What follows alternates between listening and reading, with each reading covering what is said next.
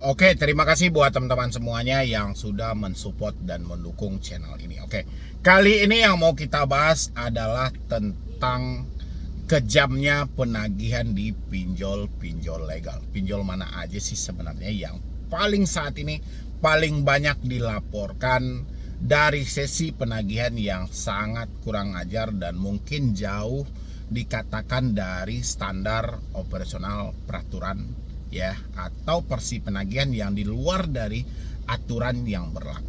Ya, ini saya sajikan buat teman-teman semuanya supaya nanti teman-teman bisa mencatat dengan baik, karena kita penting juga mengingat OJK selalu menepis bahwasannya pinjol legal mereka, pinjol yang telah terdaftar mereka tidak pernah melakukan hal-hal yang melanggar dari aturan yang berlaku. Ini sangat miris banget gitu loh ya.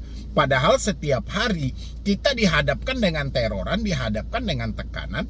Nyaris kita nggak bisa berpikir dengan normal karena handphone kita selalu berdering setiap hari. Ya, jadi buat teman-teman semuanya boleh disimain video ini sampai habis, dan jangan lupa juga untuk disupport dan didukung juga channel ini supaya channel ini masih berkembang lagi atau makin berkembang lagi, pastinya mampu untuk memberikan motivasi dan edukasi buat teman-teman semuanya, terutama yang telat bayar dan gagal bayar. Dan saya sampaikan juga buat yang mau bergabung di grup WhatsApp, silahkan tinggal klik tombol gabung yang ada di bawah nama channel. Insya Allah nggak akan rugi, silahkan.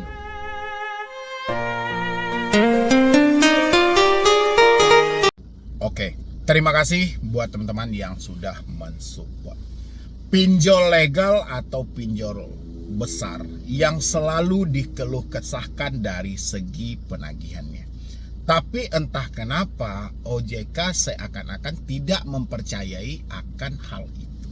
Ya, yang jadi pertanyaan saya adalah dari 2019 adanya ruang pengaduan khusus pelaku usaha jasa keuangan non-bank, khusus di fintech dan di pinjol, itu laporan itu kemana? Ya, bahkan OJK sendiri melalui Satgas Waspada Investasi telah melakukan pemblokiran sebanyak 4.600 sekian pinjol ilegal. Kenapa kasus mengakhiri hidup tidak pernah hilang? Ya, tidak pernah habis. Dan habis itu kenapa penyalahgunaan data selalu ada? Kenapa pinjaman fiktif atau tiba-tiba mereka ditagih itu selalu marah? Kenapa? Apakah OJK hanya mengkiblatkan ini terjadi dari pinjol ilegal? OJK salah banget ya. Dan sebelum saya lanjutkan ini, saya mau tanya dulu nih buat teman-teman semuanya, terutama yang baru telat bayar, baru gagal bayar ya. Kira-kira hari ini pinjol mana sih yang sedang menteror Anda? Pinjol mana sih yang sedang mencaci maki Anda? Saya pengen bandingnya, apakah benar ini terjadi dari pinjol legal atau malah sebaliknya ini benar-benar dari pinjol ilegal. Saya pengen lihat nanti data dari kolom komentar saya akan catat itu pinjol legal atau pinjol ilegal. Kan saya tahu tuh ada 102 pinjol legal yang resmi terverifikasi, terdaftar di Otoritas Jasa Keuangan dan dilindungi dari undang-undang POJK-nya ya. Nanti kita akan bandingin. Silakan teman-teman isi dulu di kolom komentar ya. Mengingat setiap hari saya menghadapi puluhan bahkan sampai ratusan laporan dari kejahatan pinjol legal. Mulai yang berani menyebutkan nama aplikasinya sampai tidak berani menyebutkan nama aplikasinya. Yang ada hanya melakukan ancaman. Bahkan masyarakat pun dianggap seperti binatang. Ada yang mau ditabrak pakai mobil, ya. Ada yang mau diculik, ada yang mau disekap di jalan. Seakan binatang gitu loh. Seakan-akan dia menganggap yang dia tagih ini bukan manusia. Kan ini kurang ajar banget debt collectornya gitu loh. Tapi sayangnya mereka sudah takut sebenarnya. Ya, Anda ketakutan, si pinjolnya lebih ketakutan lagi. Makanya ketika dia mengucapkan tagihan-tagihan kasar, dia tidak pernah menyebutkan nama aplikasinya. Ya, tapi Anda bisa ingat, ya, pinjol mana yang jatuh tempo hari itu. Kalau menurut data saya, tidak sampai dari 30 aplikasi pinjol dari nominal 102 pinjol legal yang ada hari ini. Ya, tidak sampai dari 30 pinjol Ya, pinjol legal raksasa, besar, familiar, setiap hari ada di YouTube, setiap hari iklannya berkeliaran. Tidak sampai 30 aplikasi yang harus dibenahi OJK. Karena pelaporannya aplikasinya cuma itu dan itu aja. Kan ada tuh 102 pinjol legal, tapi yang dilaporkan itu paling banyak 30 aplikasi itu aja. Ya. Mungkin teman-teman, makanya saya pengen tahu dulu datanya, isi di kolom komentar. Kalau saya sih sudah ada di sini gitu loh. Pinjolnya ya jelas-jelas aja. Ya, yang menanam iklan tipu muslihat, yang iklannya limitnya tinggi, yang iklannya bla bla segala macam. Itu aja gitu loh. Ya. Jangan sampai ini benar-benaran nanti orang Galbay Nasional benar-benaran satu Indonesia, OJK baru mencari titik masalahnya ada di mana. Ya, ini OJK kalau nggak buka mata, ya bisa-bisa banyak pinjol-pinjol legal tahun ini akan tumbang nih, pinjol-pinjol besar gitu loh. Tumbang, kan itu sudah banyak pinjol yang kekurangan modal, pinjol yang mengalami kerugian gitu loh. Itu kan sudah banyak. Ya, tapi pinjol-pinjol yang kekurangan modal dan kerugian itu adalah pinjol-pinjol yang tidak begitu terkenal di mata masyarakat yang meminjam di pinjol. Ya, ini soal data pinjol yang memang kesehariannya selalu orang mengeluhkan. Ya, silakan teman-teman semuanya yang baru terjebak, baru gagal bayar, baru telat bayar, isi di kolom komentar. Pinjol mana itu, pinjol apa Anda terjebak hari ini. Saya pengen menyesuaikan data. Apakah benar, karena OJK ini selalu mengkambing hitamkan soal ilegal loh. Ya, dia menyebut masyarakat sudah bisa membedakan pinjol legal dan ilegal. Iya. Ya, di beberapa video saya juga sampaikan benar. Saya nggak menangkis hal itu, saya juga nggak menepis hal itu. Benar. Ya, masyarakat kami ini sudah bisa membedakan ini pinjol ilegal dan ini pinjol legal. Yang tidak bisa kita bedakan adalah mana yang penagihan pinjol ilegal dan mana penagihan pinjol legal. Karena semuanya sama. Kalau sudah diaduk berbaur sudah. Ya, nggak ada yang bisa membedakan gitu loh. Ya, OJK nanti bisa catat, kalau nggak saya akan kirimkan datanya. Dan teman-teman semuanya, kalau misalnya terlalu privasi Anda mengirimkan di kolom komentar, Anda bisa mengirimkan kepada saya melalui medibroni091 @gmail.com di email, atau via Instagram juga boleh @medibroni.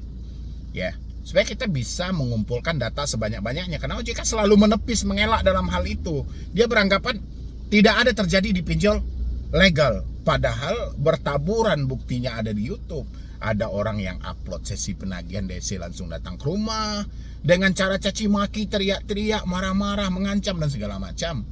Belum lagi via WhatsApp, belum lagi via telepon. Ya, apakah dikatakan itu wajar? Ya, kalau saya melihat aja sepintas, sesingkat pengalaman saya, itu sudah nggak wajar, itu lebih ke kurang ajar gitu loh. Jadi dia menganggap orang yang mereka tagih ini bukan manusia gitu loh, seakan-akan dia menagih binatang. Kan kurang ajar debt collector kayak gitu. Dan inilah seakan ditutupi oleh OJK, atau memang OJK mendapatkan data settingan di sana. Karena kiblat dari semua perbankan ini ada di Asosiasi Fintech Pendanaan Indonesia, khusus dari pinjolnya. Ya, atau AFPI yang men-setting data dikirimkan ke OJK. Bagaimana gitu loh. Kok seakan-akan tidak ada yang percaya tentang kekejaman pinjol legal. Saya aja 4 tahun ada di YouTube. Yang saya ceritakan setiap hari adalah keluh kesah dari mereka yang terjebak pinjol. Polanya sama. Ya, hanya tahun, hari, tanggal yang berbeda, dan orangnya. Polanya nggak ada yang berbeda, sama aja. Diancam ya diancam, sebar data ya sebar data, ditakuti ya ditakuti. Pembobolan data pribadi ya pembobolan, pinjaman fiktif ya pinjaman fiktif, penipuan ya penipuan. Sama aja polanya, nggak ada yang berubah. Mulai dari saya terjun ke YouTube sampai hari ini nggak ada yang berubah. Yang berubah itu cuma hari, tanggal, dan tahun. Itu saja ya, saya tunggu dari teman-teman semuanya. Silahkan isi di kolom komentar supaya ini jelas gitu loh. Nanti saya akan data semuanya, ternyata pinjol ini, dan kita lengkap dengan bukti-bukti yang ada. Saya akan sampaikan buat Anda apa tindakan yang harus Anda lakukan buat kedepannya supaya ini benar-benar jalan, ya, benar-benar dirubah benar-benar kita mendapatkan pinjaman online yang bermanfaat buat kita, bukan hanya bermanfaat buat investor. Oke, satu hal lagi sebelum saya akhiri video ini, buat teman-teman semuanya, ingat ya, ini ingat banget, Anda harus kompak, Anda nggak perlu takut, Anda nggak perlu cemas ya.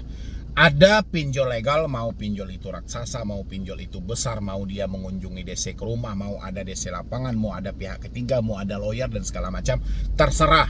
Kalau dia melanggar aturan yang sudah tertulis, aturan yang sudah dimunculkan OJK, pertama menagih dengan mengancam, habis itu mengancam dengan maksud mempermalukan, habis itu melakukan tekanan fisik maupun verbal, tolong berhenti berbayar, catat nama aplikasinya. Tolong ya, berhenti bayar, catat nama aplikasinya. Ya, habis itu untuk soal kunjungan. Kalau ada debt collector yang berkunjung tidak mempunyai identitas, tidak mempunyai surat kuasa, tidak mempunyai sertifikat profesi penagihan, tolong usir dari rumah Anda. Kalau Anda tidak mampu mengusir sendiri, minta bantuan sama tetangga dan warga yang lain. Ya, itu aturan berlaku loh. Ya, itu aturan dipakai.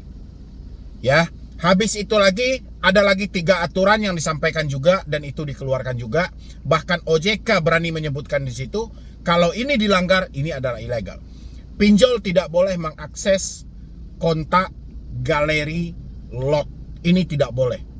Pinjol cuman boleh mengakses kamera, mikrofon, lokasi. Oke.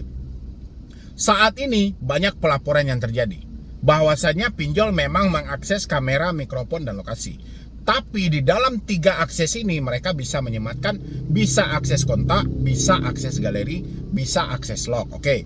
Kita akan buktikan begitu Anda gagal bayar, kalau mereka mengirimkan data kontak Anda, berarti ini benar. Anda catat nama aplikasinya, tolong berhenti bayar. Jangan ada cerita takut gitu loh. Kalau teman-teman cerita takut terus, perkara ini tidak akan pernah selesai. Ya, kita nggak bisa mengandalkan OJK sepenuhnya dan kita juga harus mengandalkan diri kita sendiri. Ya, itu tolong teman-teman pahami semuanya. Tolong benar-benar dipraktekin. Semua solusi itu percuma Anda dengar kalau Anda tidak praktekin secara nyatanya. Ya, jadi sekian dulu dari saya, Medi Broni. Wassalam.